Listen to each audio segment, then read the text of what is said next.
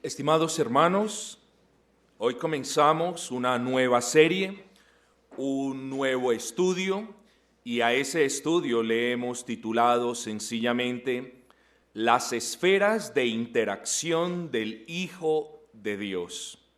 Las esferas de interacción del Hijo de Dios, es decir, las áreas en las cuales y con las cuales el Hijo de Dios, cada cristiano, se relaciona. Ahora, antes de entrar en materia, sí me veo en la necesidad de darles breves parámetros o información breve acerca de la esencia de esta serie.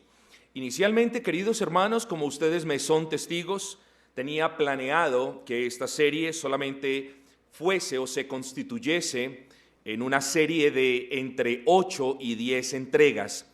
Creo que preparando el primer tema fue evidente que era necesario hacer más bien un pequeño recuento de la teología sistemática que nosotros conocemos. Ahora, ¿qué es lo que quiero decir? Bueno, lo que quiero decir es que sí, el tema central va a ser el Hijo de Dios y su interacción con las diferentes esferas que vamos a nombrar a continuación. Sí, eso vamos a ver, pero también, hermanos, y espero que esto sea de aliento para ustedes, vamos a hacer un pequeño cursillo, digámoslo así, de teología sistemática, insisto, centrados en el tema de los hijos de Dios y de su interacción con las demás áreas que vamos a nombrar. Así que, hermanos, sí, tenía planeado hacerlo de entre 8 y 10 entregas. Vamos a ver en cuánto resulta. Como les dije hace un momento, vamos a tener este tipo de sermones, de mensajes, de estudios, no solamente los días miércoles, sino también la mayoría de los días del Señor en la mañana. Yo les insto en el amor del Señor a que perseveren en congregarse y a que no le pierdan el hilo a estos mensajes. Será, hermanos queridos, un estudio bíblico en el pleno sentido de la palabra. Ahora, no que lo que los hermanos hayan estado haciendo o el servicio que los hermanos han traído y han presentado y con el que los han alimentado, no es que eso no sea o no se constituya en estudio bíblico. Lo que quiero hacer énfasis y en lo que quiero o lo que quiero matizar de manera más particular es que este va a ser un estudio bíblico en el pleno sentido de la palabra. Vamos a abarcar menos terreno, porque por eso les dije, hermanos, traigan lápiz, papel o algo en que anotar. Vamos a anotar versículos, vamos a mirar versículos, vamos a estudiar palabras, vamos a estudiar contextos, vamos a estudiar frases, connotaciones, implicaciones, etcétera, etcétera, hermanos. Entonces, por eso les dije, sí, espero que el estudio resulte bastante práctico para ustedes, pero también, hermanos, va a ser bastante, no tanto devocional, sino bastante doctrinal. Así que, hermanos queridos, cuando yo les pida amablemente, vamos al versículo o busquemos, bueno, les pido que me acompañen porque es el propósito de este estudio, que usted pueda ver esa realidad por usted mismo.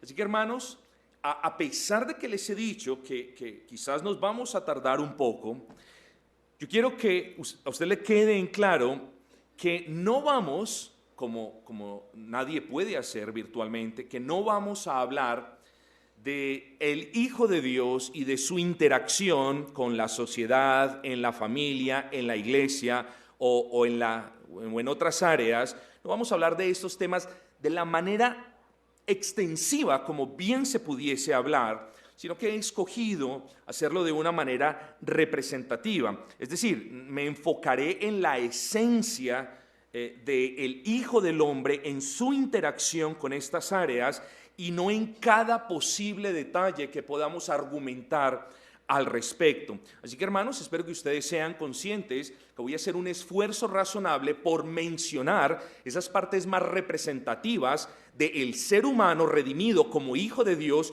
y de sus interacciones, y no puedo, por cuestiones lógicas, entre ellas por cuestiones de tiempo, hacer referencia a todas y a cada una de las cosas que alguien pudiese hablar acerca de este tema. Espero que sea una serie bastante práctica. Y para comenzar, estimado hermano, yo quiero que usted piense en su alma como una esfera. Piense en su alma como una esfera.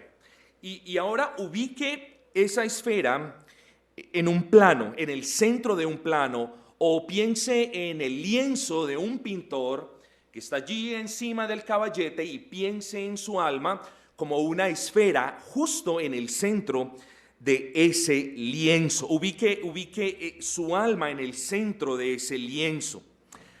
A esa primera esfera que está ubicada o que usted acaba de ubicar en el centro de ese lienzo, desde aquí en adelante le vamos a llamar la esfera personal. La esfera personal es una manera figurativa solamente de hablar, usted le puede llamar como quiere, pero para efectos de este estudio y de los objetivos que vamos a alcanzar, a eso le vamos a llamar la esfera personal. Ahora, a partir de esa esfera, estimado amigo y hermano, yo quiero que usted trace de manera concéntrica otras esferas. Es decir, este es el plano, esta es su alma, que es la primera esfera, la esfera personal, y a partir de ese centro, usted trace esferas concéntricas, es decir, con el mismo centro, y a esas esferas les vamos a denominar la esfera familiar, la esfera eclesial, la esfera secular.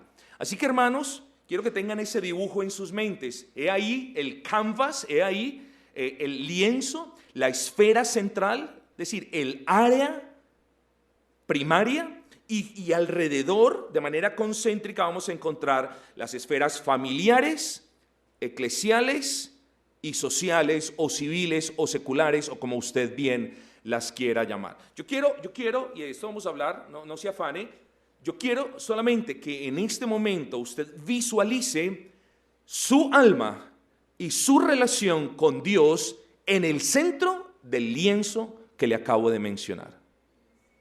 El centro de ese lienzo, técnicamente hablando, no es ni su hogar, ni la iglesia a la que pertenece, ni la sociedad en la que usted vive. El centro del lienzo o la esencia de la que dependen las demás esferas es su relación con Dios.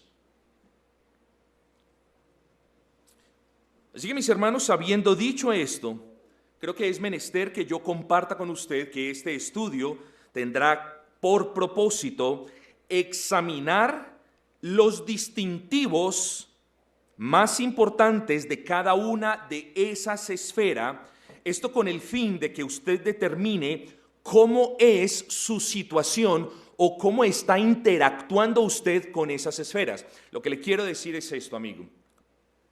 Vamos a ver en qué consiste cada esfera, en qué consiste la esfera personal, la esfera eclesial, la esfera familiar, o más bien la esfera familiar, la esfera eclesial y la esfera secular. Vamos a ver los distintivos propios de cada esfera, y esto con el propósito de que usted pueda mirar a la luz de la Escritura de qué manera usted se está relacionando en su casa, de qué manera usted está interactuando en su trabajo, de qué manera usted está relacionado con la sociedad y si esas relaciones o esas interacciones son permitidas a la luz de la Escritura. Ese es el propósito. El propósito es que usted, querido hermano, cuando terminemos este estudio, pueda tener una idea clara de las prioridades suyas como hijos de Dios y pueda también tener la certeza de cómo usted debe conducirse, si es que quiere agradar a Dios, en cada una de las interacciones o de las relaciones o de la comunicación que usted tenga en la casa, en el trabajo o en la sociedad en la que pertenece. Así que ese es un estudio bastante práctico, hermano. Nada ganaremos si simplemente todo lo almacenamos y no comenzamos a correlacionar dónde está usted y cómo se está relacionando usted, no solo con su hacedor, sino también con el prójimo alrededor de usted. Así que, hermanos, vamos a entrar a estudiar esa primera esfera.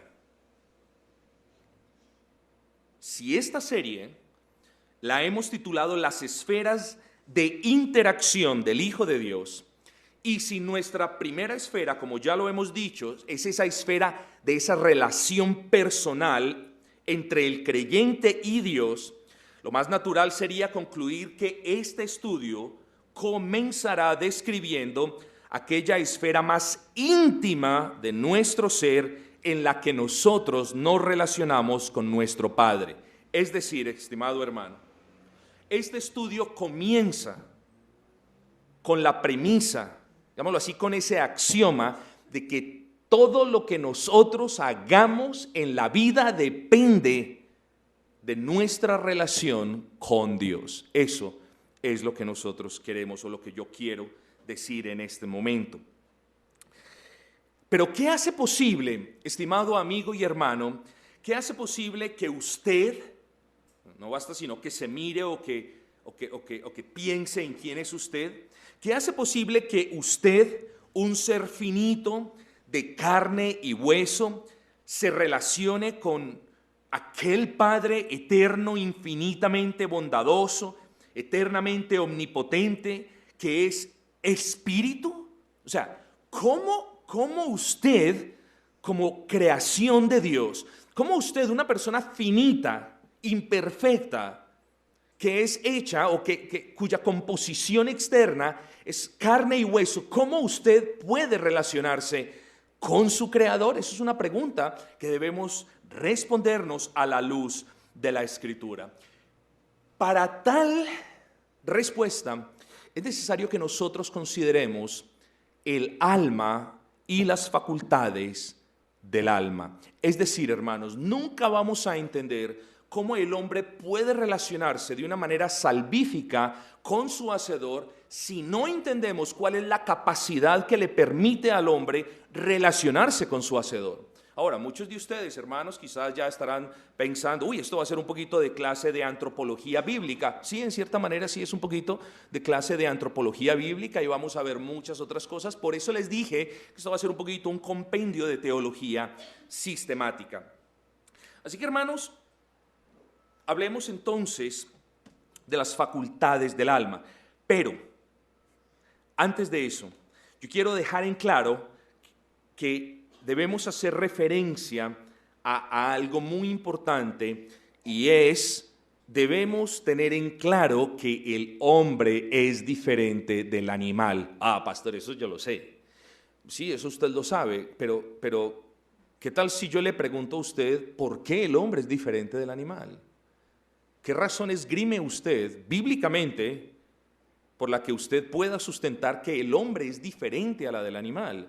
En especial cuando hay algunos que profesan la fe cristiana que argumentan que cuando el hombre muere su alma simplemente se disuelve en la tierra y que cuando el animal muere pues eso también pasa. He ahí la razón por qué leímos Eclesiastés capítulo 3 y el versículo 21. Entonces es muy importante aclarar a la luz de la Escritura, estimado amigo y hermano, la diferencia sustancial que hay entre los hombres y los animales. Yo quiero que ustedes vengan conmigo al versículo 24 del capítulo 1 de Génesis, Génesis 1, 24, y leamos las palabras de Dios mismo. Génesis 1, 24. Escuchen bien esto. Miren el verbo, produzca la tierra seres vivientes según su género, bestias y serpientes y animales de la tierra según su especie, y fue así. Versículo 25, e hizo Dios animales de la tierra según su género y ganado según su género y todo animal que se arrastra sobre la tierra según su especie, y vio Dios que era bueno. Usted puede notar sin esfuerzo mayor, estimado hermano, que las bestias, las serpientes y los animales fueron creados por Dios. Fueron creados por Dios. ¿A partir de qué? A partir de la tierra.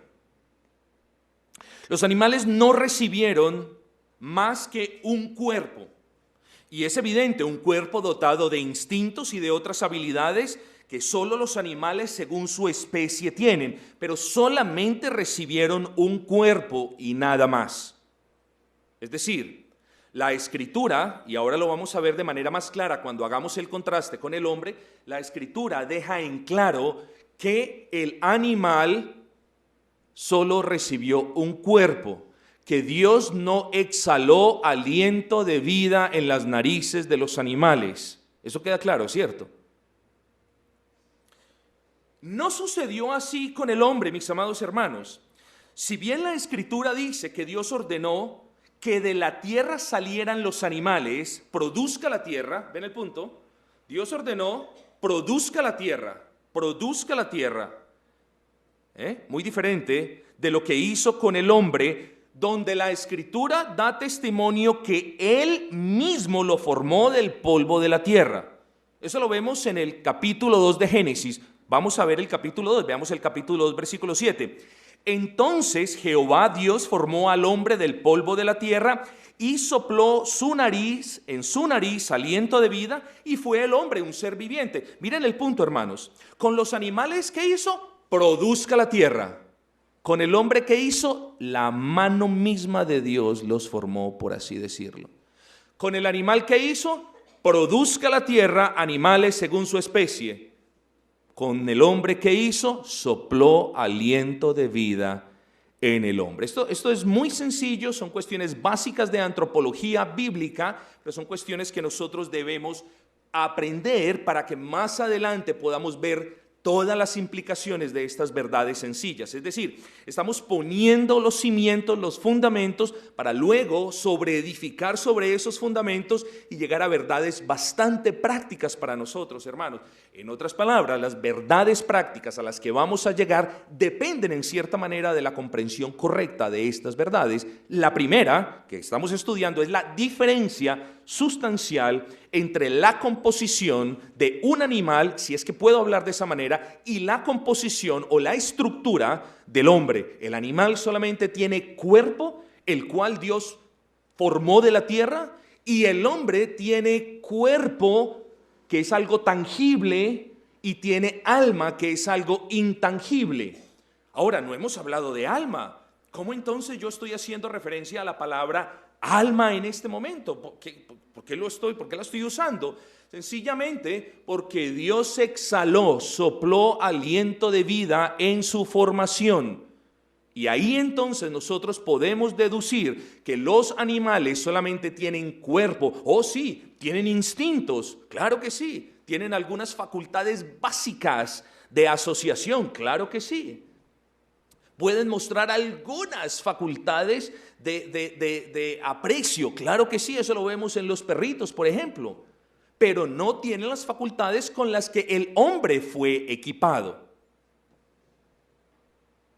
Así que ustedes pueden ver que aquello que nos hace sustancial y absolutamente diferentes a los animales es que Dios sopló en el hombre su aliento de vida, cosa que, como lo hemos dicho, no hizo con los animales. Entonces, mis hermanos, si bien es evidente que Dios sustenta la vida, esto sí, que Dios sustenta la vida tanto de animales como de hombres, la vida del animal es una vida diferente a la del hombre y con propósitos diferentes a los del hombre. Es diferente a la del hombre en el sentido de que el hombre fue la única criatura que recibió el aliento de vida y tiene propósitos diferentes en el sentido de que el hombre fue la única criatura que fue creada a la imagen y semejanza de Dios. Entonces, la naturaleza del animal es diferente y el propósito por el cual los animales fueron creados es diferente al propósito por el cual el hombre fue creado. Los animales no estuvieron en el propósito eterno de Dios en el sentido, claro que estuvieron en el sentido en que siempre Él supo que los iba a crear, siempre Él determinó que los iba a crear, pero no estuvieron en el corazón de Dios como sí estuvieron aquellos a quienes Dios amó con amor eterno desde antes de la fundación del universo. Entonces, hermanos, es bueno que esas diferencias queden en claro. Pero, hermanos, ¿qué tiene que ver todo esto con el estudio? ¿Qué tiene que ver todo esto con las interacciones de los hijos de Dios? Y más particularmente, ¿qué tiene que ver todo esto con la primera esfera, con esa esfera personal que estamos considerando? Bueno, mis hermanos, el propósito era subrayar que el animal, siendo creado por la voluntad de Dios, pero no a la imagen y semejanza de Dios, carece de alma y por ende carece de espíritu, como aquella facultad del alma que le permite relacionarse con Dios. Voy a repetir eso porque es muy importante. Al explicar todo esto, hermanos, y al dejar en claro que somos superiores en composición y en propósito de los animales, el propósito, de nuevo, insisto, es subrayar que el animal carece de alma. Al carecer de alma el animal o las bestias o las serpientes o cualquier animal según su especie o género, al carecer de alma, carece de la capacidad que tiene de comunicarse con Dios, porque lo vamos a ver más adelante. La capacidad que tiene un ser de comunicarse con Dios se llama espíritu. Espíritu es una de las 5 facultades o capacidades con las que Dios ha bendecido o ha empoderado, si puedo usar esa palabra, al hombre. Dios no le ha dado esas capacidades, esas facultades a los animales. ¿Por qué? Porque no tienen alma y, repito, al carecer de alma, carecen de esa facultad. Pero tenemos un inconveniente, y este estudio bíblico, hermanos, es al respecto de abordar esas partes difíciles, hermanos. Y yo quiero que empleemos nuestro tiempo también en abordar esas partes difíciles.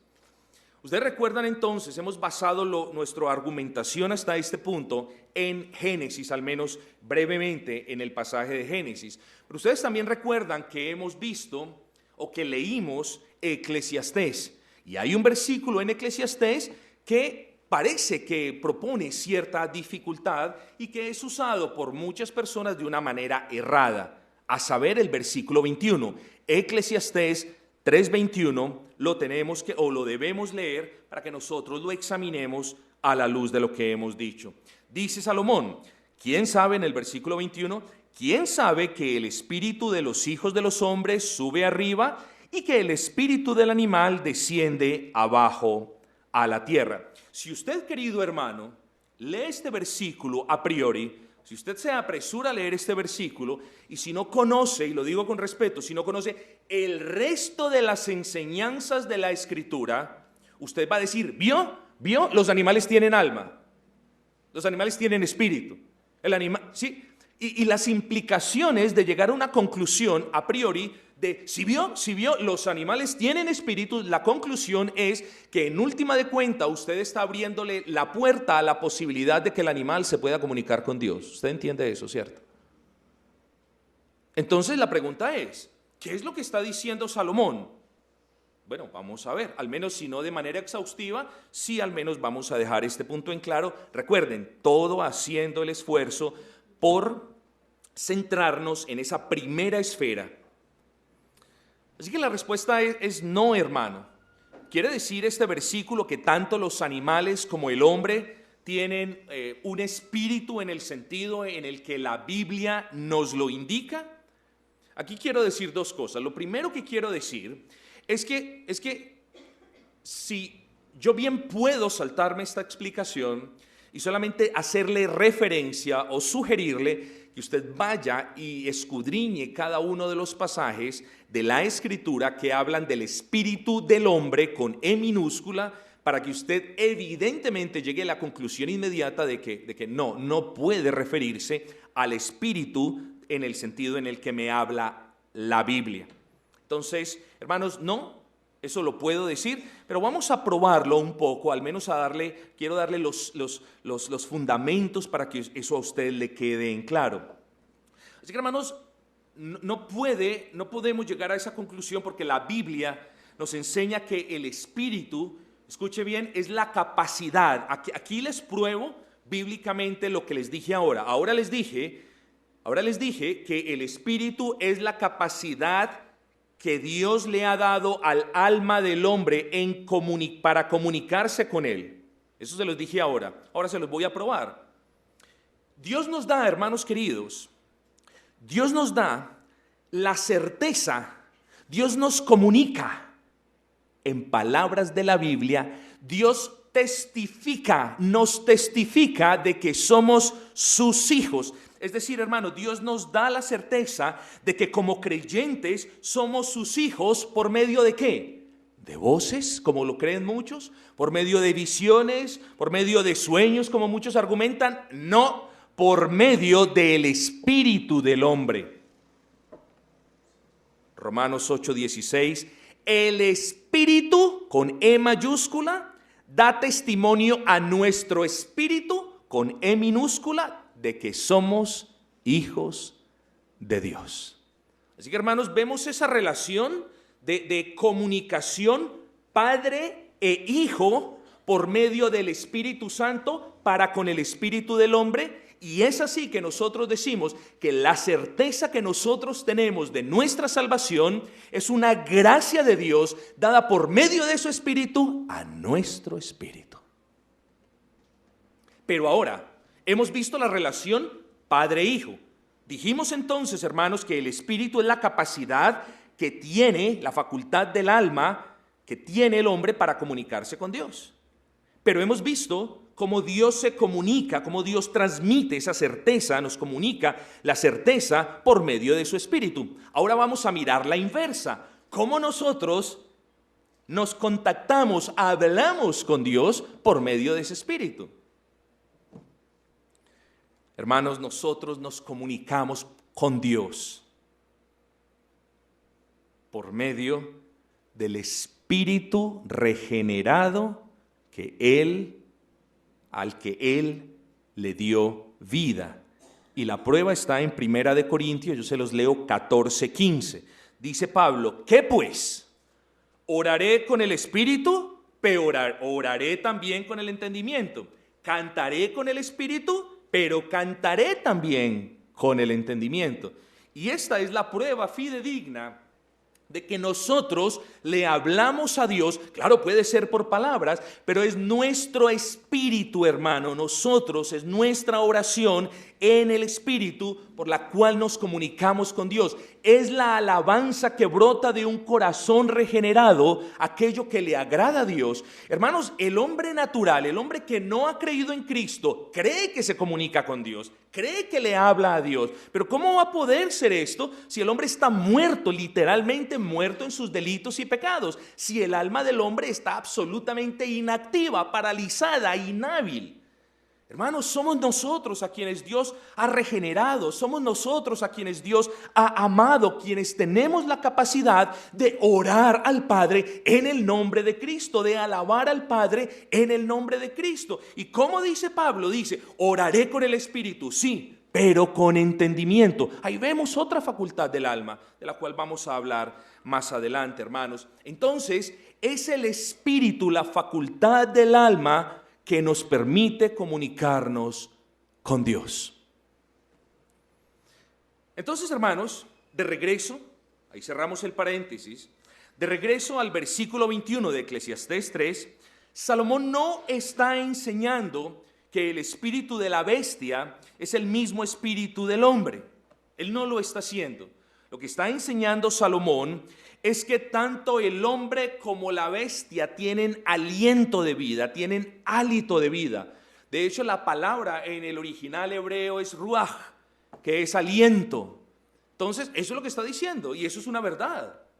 Eso es lo que está diciendo, eso es absolutamente verdad. El animal tiene vida, Dios es el sustentador de la vida del animal, nosotros tenemos vida, Dios también es el sustentador de nuestras vidas, pero volvemos al punto. Salomón no está diciendo que el aliento de vida en el animal o en el hombre es el mismo, no, eso no está diciendo. Así que simplemente está haciendo referencia a que tanto el hombre como la bestia del campo o como el pez tiene aliento de vida, eso está diciendo. Y lo otro que está enseñando Salomón, estimados hermanos, es que al final de sus vidas, dos cosas muy diferentes sucederán con esos alientos o hálitos de vida. Y Salomón dice, y ahorita les digo por qué, el hálito, el aliento de vida, el espíritu, la palabra ruaj que usa Salomón, dice, el espíritu de los animales se disolverá en la tierra, mas el espíritu de los hombres continuará avanzando eternamente. Ahora, usted se está preguntando, ¿cómo el pastor llega a la conclusión de que el espíritu del hombre, de que Salomón está diciendo, de que el mensaje de Salomón, de que la enseñanza de Salomón, ¿cómo el pastor llega a esa conclusión de que Salomón está diciendo que el espíritu del hombre continúa avanzando eternamente? Hermanos, sencillos, del mismo Salomón, del mismo contexto, del mismo pasaje del versículo. Eclesiastés 3:11, Todo lo hizo hermoso en su tiempo y ha puesto eternidad en el corazón de ellos. De ahí tomamos la enseñanza que nos sirve para llegar a la conclusión de que solo en el corazón del hombre Dios sembró eternidad. Solo en el corazón del hombre, no en el del animal. El animal nace, crece, se reproduce y muere. Y esa es la mentira que nos han enseñado a nosotros en los colegios, y esa es la mentira que le continúan enseñando a los niños en los colegios. Nosotros nacemos, crecemos si el Señor así lo permite, nos reproducimos si el Señor así lo permite, y claro, nuestra carne muere. Aquello de lo que Dios nos formó externamente muere, se desintegra, regresa a la tierra, pero nuestro espíritu continúa. ¿Por qué? Porque así dice la palabra. Dios sembró en nosotros eternidad. Esto hace referencia al carácter eterno del alma, eterno en el sentido de que sigue su camino después de la muerte del cuerpo. Por tanto, mis hermanos, es fácil concluir que al formularse la pregunta del versículo 21, no era que Salomón no tenía la certeza de lo que habría de ocurrir cuando la persona muriese, ni tampoco de que Salomón pensase que nadie sabía lo que iba a ocurrir en el momento de sus muertes. Eso hay que dejarlo en claro. Es evidente de que a la luz de este pasaje de la enseñanza de la Escritura, Salomón, hermanos queridos, como dice el gran comentarista Matthew Henry, Salomón quería desafiar al lector a que pensara si estábamos viviendo como animales. Ese es el punto, hermanos. Ese es el punto, y estoy absolutamente de acuerdo con esa perspectiva. Con todas las perspectivas que yo leí, yo siempre he creído que el autor inspirado, en este caso Salomón, tiene como propósito, hermanos, desafiarnos a que nosotros nos hagamos la pregunta: ¿cómo estamos viviendo nuestras vidas? ¿Cómo estamos viviendo nuestras vidas? Porque es fácil, hermanos, llegar al punto de que estemos viviendo nuestras vidas aparte de una relación íntima con el Señor, en cuyo caso estaríamos viviendo como animales. Es decir, las personas que no conocen al Señor Jesucristo viven como animales. Ahora, esto no quiero que usted piense que yo soy grosero, pero esa es la esencia de lo que está diciendo Salomón. Es desafiarnos a que nosotros pensemos si es que nosotros estamos creyendo que todo en esta vida se va a terminar cuando muramos, que todo en esta vida simplemente le va a pasar a nosotros lo que le va a pasar a los animales. No, hermanos queridos, el alma del hombre tiene eternidad sembrada en su corazón, y por eso nosotros debemos poner nuestros ojos por medio de la fe en Cristo en aquellas promesas de la palabra. Tenemos que poner nuestra vista en aquel que consumó la obra en la cruz del Calvario para que nosotros tuviésemos una relación con Dios. Y la pregunta es entonces en este punto, estimado hermano, ¿cómo es su relación con Dios? ¿Acaso usted está viviendo como un animal? Y se lo digo en el sentido respetuoso de la palabra. ¿Acaso usted está viviendo para el aquí, para el ahora, para conseguir, para amasar, para tener, para disfrutar, para gozar, como si no hubiese un juicio más allá? Hermanos, leamos, por favor, leamos lo que dice Salomón en el capítulo 3 de Eclesiastés, y también en el versículo en el cual él dice, ¿de qué? 17. Y dije yo en mi corazón: al justo y al impío juzgará Dios. Al justo y al impío juzgará Dios. Hermanos, este es otro punto que nos ayuda a discernir que los animales y el hombre no tienen ese espíritu en el mismo sentido de la palabra. Si los animales y el hombre tuvieran el espíritu en el mismo sentido de la palabra, entonces aquí tenemos un grave problema, porque Salomón está diciendo que a los impíos, o sea, que a los seres humanos, Dios los va a juzgar.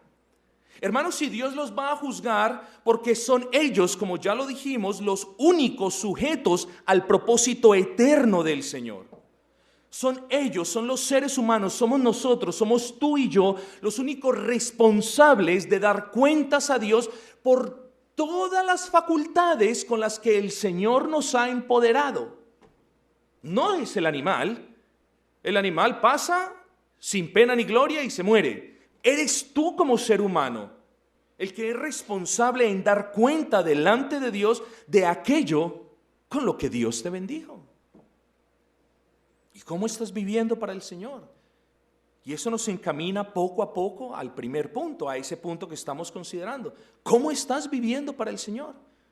Entonces, queridos hermanos, antes de dejar este importante punto del carácter único y particular del alma del hombre, quiero recordarles una vez más que Dios hizo a los hombres para su propósito eterno.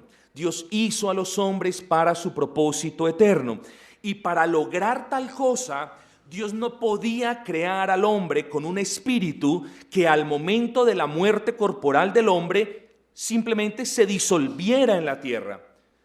Si esto es correcto, si lo que yo dije es correcto, es decir, si Dios creó al hombre con un propósito eterno, lo voy a decir con respeto, Dios estaba en la plena obligación de darle a los hombres almas eternas. Y junto con eso, también estaba en la obligación de darle a los hombres la capacidad de relacionarse con Él. Ahora, ¿recuerdan la pregunta que hicimos, hermanos? ¿Qué hace posible que usted, una persona frágil de carne y hueso, se relacione con el Dios infinito en poder, eterno en gloria, omnipotente y justo? ¿Qué hace eso? Lo que hablamos ahora, lo que le permite a usted relacionarse con su Hacedor es esa facultad llamada espíritu, que es una facultad del alma. Ahora sí, hermanos, vamos a las facultades del alma y ustedes me excusarán, no voy a hacer hincapié en cada una de ellas como hubiese querido, pero en virtud de que ya hemos hablado de estas facultades del alma en ocasiones pasadas, simplemente las vamos a mencionar y las vamos a explicar brevemente. La última facultad del alma va a ser el empalme para aquello que tenemos que estudiar en nuestro segundo estudio. Entonces, hermanos, hagamos un recorderis rápido. El hombre, diferente del animal. El hombre, superior al animal. El hombre de naturaleza diferente a la del animal. Pero el hombre puede vivir como un animal cuando no está relacionado de manera salvífica con Cristo. Sigamos. El hombre tiene cuerpo que fue formado del polvo de la tierra, de la misma manera como el animal tiene cuerpo que también fue formado del polvo de la tierra. Hasta ahí vamos bien, ¿cierto? Pero el animal no tiene esa parte intangible o inmaterial que es el alma, que el hombre sí tiene en virtud de que Dios sopló aliento de vida. Ahora, tenemos entonces, hermanos, y no vamos a hacer hincapié en esto, lo expliqué hace poco en la escuela de teología, el hombre es bipartito. Es decir, tiene cuerpo y tiene alma. Tiene cuerpo y tiene alma. Cuerpo la parte material, alma la parte inmaterial. Cuerpo la parte finita, alma la parte eterna, por así decirlo. Aunque nosotros sabemos que la Escritura dice que nuestros cuerpos serán reconstituidos y glorificados para estar con el Señor para siempre en el día del juicio. Entonces vamos a enfocarnos en esa alma, hermanos. Ya vamos decantando, ya vamos, hermanos, entrando en materia. Las 5 facultades del alma son las siguientes. Hermanos, y cuando hablemos de estas facultades, yo no quiero que usted piense como en partes, como en esta parte o en aquella otra parte, porque técnicamente hablando, solamente estamos hablando de que el hombre es cuerpo y espíritu. Unas veces la Escritura le llama a esa parte inmaterial corazón, otras veces le llama mente, otras veces le llama esto y lo otro. Entonces no piense como que yo le estoy dando partes, solamente diferentes perspectivas que reciben diferentes nombres, mis hermanos. Entonces esas facultades del alma que solamente el hombre tiene, las podemos catalogar bajo 5 paraguas, bajo 5 sombrillas, desde 5 puntos de vista diferentes de la siguiente manera. La primer facultad que nosotros podemos identificar en la Escritura es la capacidad que Dios nos ha dado para pensar, para razonar, para conocer, para comprender, para analizar, una capacidad que no tiene el animal. El animal puede asociar, el animal trabaja por instinto. Nosotros, hermanos, pensamos, razonamos, compilamos, analizamos. Y a esa capacidad le vamos a dar el nombre de mente o razón. Solo el hombre tiene mente, por lo que solo el hombre tiene la capacidad para pensar, para razonar, para comprender y analizar. Si la mente del hombre está entenebrecida, no hay conocimiento de Dios. Por eso el Señor trae la luz vivificadora por medio de su Espíritu Santo, despeja las tinieblas de la mente, saca de la mente todo prejuicio y nos lleva a ver, por medio de la fe, al Salvador. Proverbios 3:5, yo se los leo, mis hermanos. Fíate de Jehová de todo corazón y no te apoyes en tu propia prudencia. Pero pastor, ¿qué tiene que ver este versículo con la mente? El punto es la traducción, hermanos. El punto es la traducción.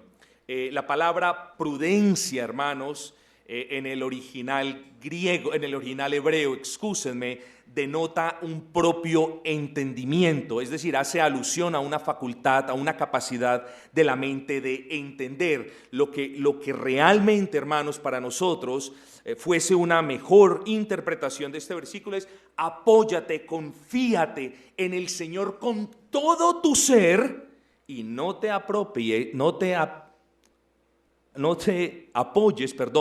en la propia comprensión que tú tienes de los asuntos. Ojo, este versículo no nos está diciendo, no hay necesidad de pensar, entrégate a Dios. No, este versículo nos está diciendo que conscientes de que tenemos la facultad de pensar, de razonar, de meditar y de comprender, aún así nosotros nos debemos apoyar no en la sabiduría que brota de nuestra comprensión, sino en la sabiduría revelada por Dios en su palabra. Eso es lo que nos está diciendo este versículo, hermanos. Entonces la palabra prudencia en Proverbios 3:5 es un ejemplo claro de esa facultad que nosotros tenemos para comprender, para entender. Y repito, Dios nos está diciendo, oye, apóyate en la sabiduría que yo he revelado por medio de la palabra y no te apoyes en la propia percepción o comprensión que brota de la capacidad que yo te he dado para tal cosa, hermanos. Entonces, hermanos, si esto es una advertencia para nosotros, aquellos que tenemos mentes regeneradas por la gracia del Señor, ¿cuánto más para aquellos que están muertos en sus delitos y pecados, hermanos? O sea, si nuestra relación con el Altísimo, en cierta manera depende de que nos apoyemos, de que nos fiemos, de que confiemos en la sabiduría revelada por Dios en su palabra, ¿qué podemos esperar, hermanos, de aquellos que creen que son más sabios que el Señor al argumentar, al creer cosas contrarias a la palabra? Entonces, hermanos, ahí tenemos la primera facultad, la mente. Filipenses 2:5, haya pues entre vosotros ese mismo sentir. Aquí otra mala traducción, hermanos, porque la palabra sentir en el original griego denota es manera de pensar, manera de pensar.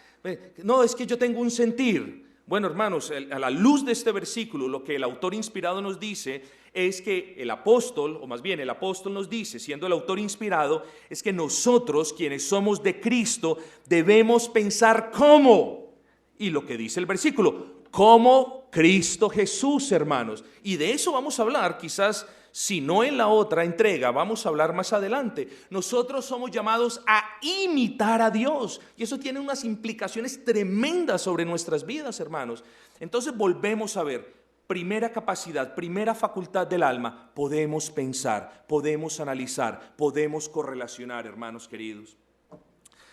Voy a saltarme un par de versículos. Vamos a ver la segunda capacidad del alma, la voluntad.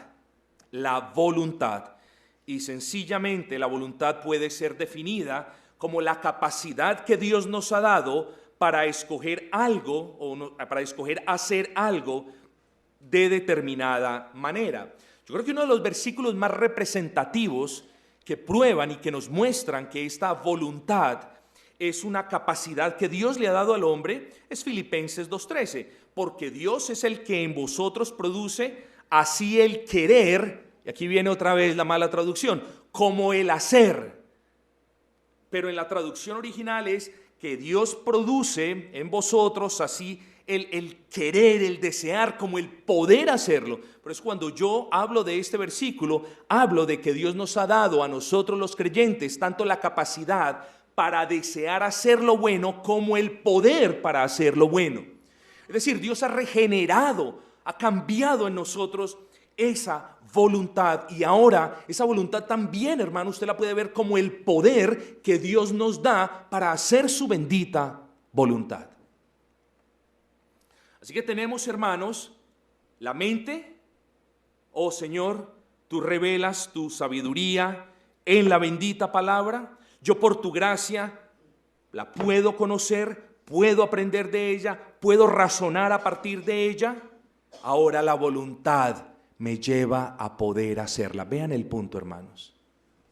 Los hijos de Dios no solamente son las personas que tienen la capacidad para comprender las verdades de Dios, sino aquellos que tienen el poder para hacerlas. ¿Por qué no las hacemos, hermanos? No las hacemos no porque no tengamos el poder para hacerlas. No las hacemos porque somos negligentes en los medios de gracia. Somos muchas veces faltos de fe, porque, hermanos, somos personas a las cuales Dios nos ha dado poder para agradarle. Es un inconsistente doctrinal el imaginarnos que Dios nos llama a la obediencia y que nosotros no podemos obedecerle.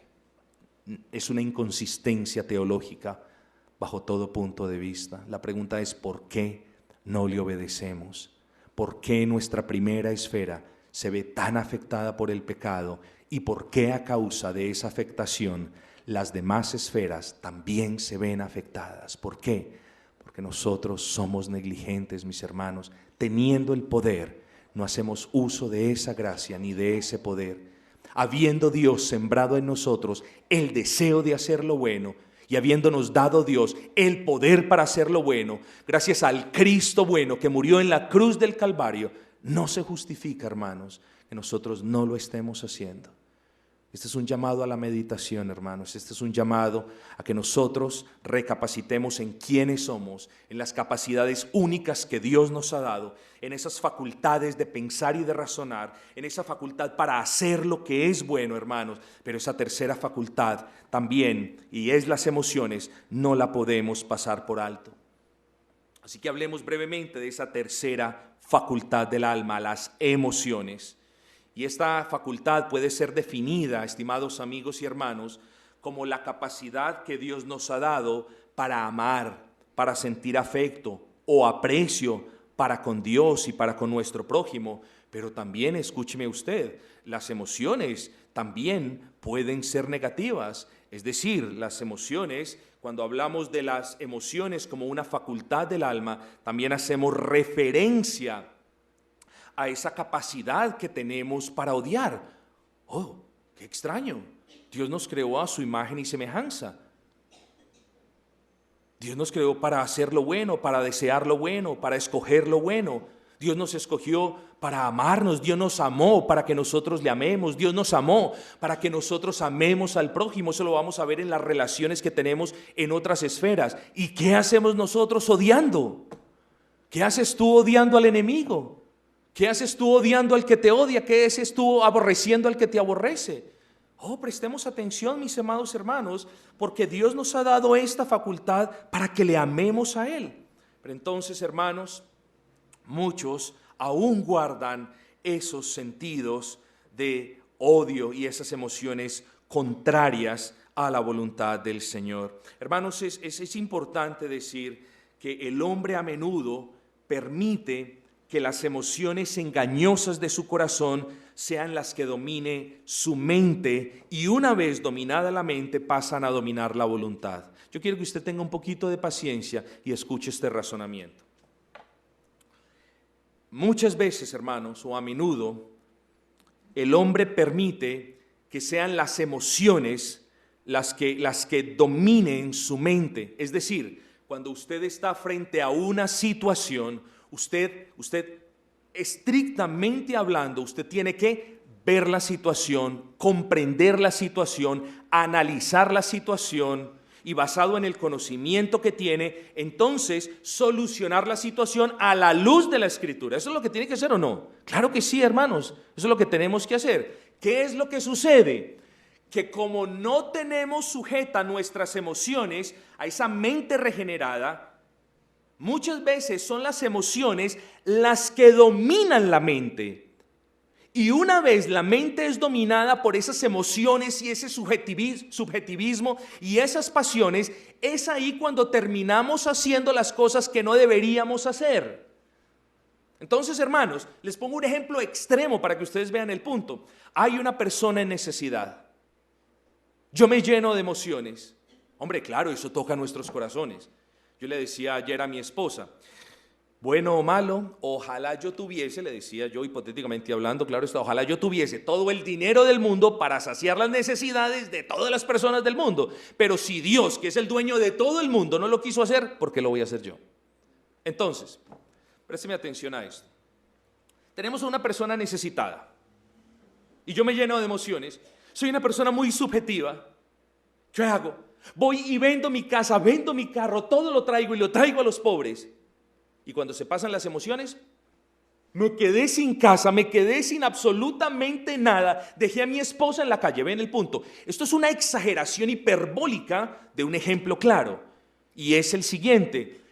Frente a una decisión, nosotros no podemos ignorar la facultad que Dios nos ha dado para pensar, para meditar, para sopesar, para medir las consecuencias, etcétera, etcétera. De tal manera, hermanos, que frente a cada situación es nuestra mente la que tiene que gobernar lo que vamos a hacer y no nuestros sentimientos. Cuando nuestros sentimientos gobiernan lo que nosotros hacemos, entonces ejercen presión sobre la mente ejerce presión sobre la voluntad y la voluntad termina haciendo no lo que es correcto a la luz de la palabra, sino aquello que nosotros creemos que es correcto simplemente porque nosotros sentimos o lo pensamos de esa manera.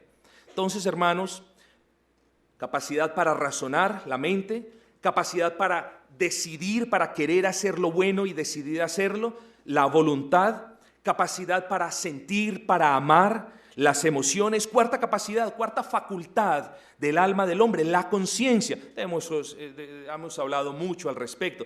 Y es la capacidad que Dios le ha dado al hombre de escuchar su voz. Póngalo de esa manera. No me juzgue y que el mundo no se me venga encima porque estoy usando estas palabras. Simplemente yo quiero que usted entienda eso.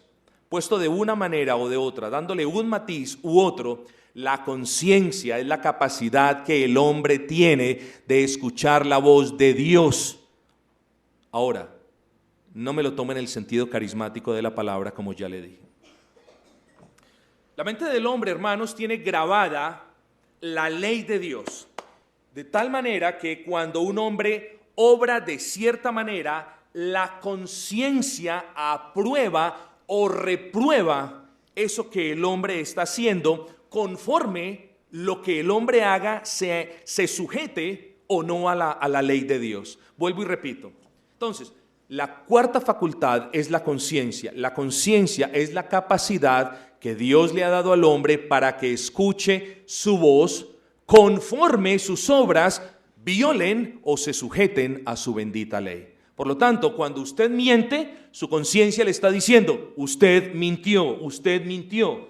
Cuando usted desea algo malo, su conciencia le está diciendo, eso no es bueno, eso no es bueno. Pero cuando usted se rehúsa a mentir y cuando usted se rehúsa a ver esas cosas malas en las cuales usted ha pensado, su conciencia le dice, eso sí es bueno. ¿Por qué? Porque está obedeciendo la bendita ley del Señor. Y a menudo, mis hermanos, les pongo el ejemplo del magistrado que está sentado dentro de cada ser humano. Ese magistrado no puede juzgar de una manera indiferente, no puede juzgar como a mí me plació declararlo culpable o inocente. Ese magistrado, como los magistrados de este mundo, tienen un código, tienen procedimientos a los cuales se deben adherir, y así también nuestra conciencia. El juicio que Dios hace sobre nosotros es basado en su bendita ley, hermanos queridos. Así que ese magistrado, esa cuarta facultad llamada conciencia, la capacidad que tenemos los seres humanos de escuchar la voz de Dios, aprobándonos o reprobándonos conforme sean nuestras obras. Ahora, ¿qué pasa en una persona que no ha creído en Cristo? Bueno, es una persona cuya conciencia está machacada, cuya conciencia está aporreada. No estamos diciendo que no tenga conciencia. Estamos diciendo de que el hombre a través de los años acribilla su conciencia dejándola casi inservible, de tal manera que ahora el hombre ha hecho tanto, el hombre natural, eso es claro, está acostumbrado a hacer tanto lo malo, tanto lo que es contrario a la ley de Dios, que ya no puede escuchar la voz de Dios en su conciencia recriminándole por lo que hace. Es lo mismo que cuando usted se acostumbra a hacer un pecado una y otra vez, bueno, a la otra vez que lo haga usted ya poco va a sentir esa recriminación de eso está malo. Ya no va a sentir ese llamado de Dios al arrepentimiento, eso está malo, sino quizás lo que usted va a oír es, eso como que está malo, pasitico lo va a oír. Eso sucede en las personas cuyos corazones no han sido regenerados. Hermanos queridos, la quinta facultad es el Espíritu, esta no la vamos a explicar, con esto continuamos en el día del Señor, y ese Espíritu, como lo dijimos ahora, es la capacidad que Dios nos ha dado para comunicarnos con Él. Los dejo con este versículo, Efesios 2:1, y Él os dio vida a nosotros cuando vosotros estabais muertos en vuestros delitos y en vuestros pecados. Cuando estábamos en el mundo, cuando amábamos el mundo, hermanos, cuando no teníamos una relación con el Señor, nosotros, nuestro espíritu estaba muerto. Sí, decíamos que orábamos, decíamos que todos los días agradecíamos al Señor. Yo te digo esto, si Dios no restaura en el hombre esa capacidad de comunicarse con Él, las oraciones son vanas. ¿Por qué? Porque no provienen de la fe que Dios inserta en el corazón del hombre, y todo lo que no provenga de la fe es desagradable delante de Dios. He aquí pues, hermanos, la primera entrega de este estudio. Apenas estamos arañando la superficie.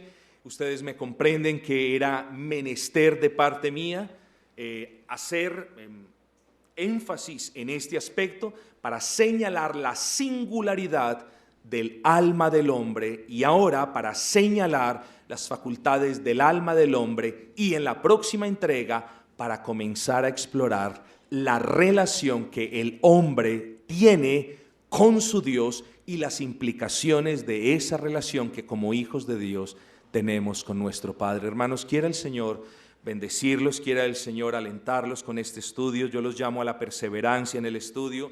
Van a ver cosas muy prácticas. La entrega de hoy fue muy doctrinal, pero van a ver cosas sumamente prácticas, hermanos. Y yo les insto, por favor, a disponer sus corazones para este estudio.